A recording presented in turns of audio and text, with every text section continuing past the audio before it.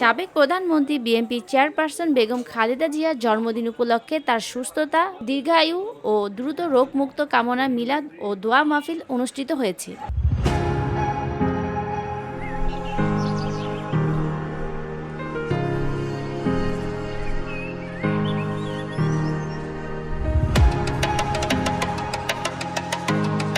শুক্রবার সন্ধ্যায় সৈয়দপুর রাজনৈতিক জেলা বিএনপির কার্যালয়ে সৈয়দপুর রাজনৈতিক জেলা বিএনপির সভাপতি আলহাজ অধ্যক্ষ আব্দুল গফফর সরকারের সভাপতিত্বে ও সাধারণ সম্পাদক মোহাম্মদ শাহীন আক্তার শাহীনের সঞ্চালনায় এই মাহফিলের আয়োজন করা হয়।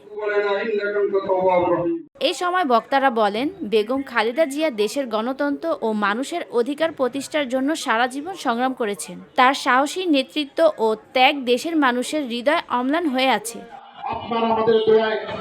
এ সময় উপস্থিত ছিলেন সৈয়দপুর রাজনৈতিক জেলা বিএনপির সহ সভাপতি advocate SM. Obaidur Rahman, Shafiqul Islam Johnny, Ziaur হক জিয়া, সিনিয়র যুগ্ম সাধারণ সম্পাদক এরশাদ হোসেন পাপুল, শামসুল আলম চৌধুরী মন্টু, উপজেলা বিএনপির সভাপতি রেজাউল করিম লোকমান, সাধারণ সম্পাদক কামরুল হাসান কার্জন, পৌর বিএনপি সভাপতি আলহাজ রশিদুল হক সরকার, সাধারণ সম্পাদক শেখ বাবলু সহ শ্রমিক দল, যুব দল, স্বেচ্ছাসেবক দল, কৃষক দল, ছাত্র দল, তাঁতি দল, মহিলা দল, জিয়া মঞ্চ সহ বিএনপি ও অঙ্গ সংগঠন নেতাকর্মীরা। VOD Bangla news desk. আমাদের নেত্রীকে মারতে পারে নাই।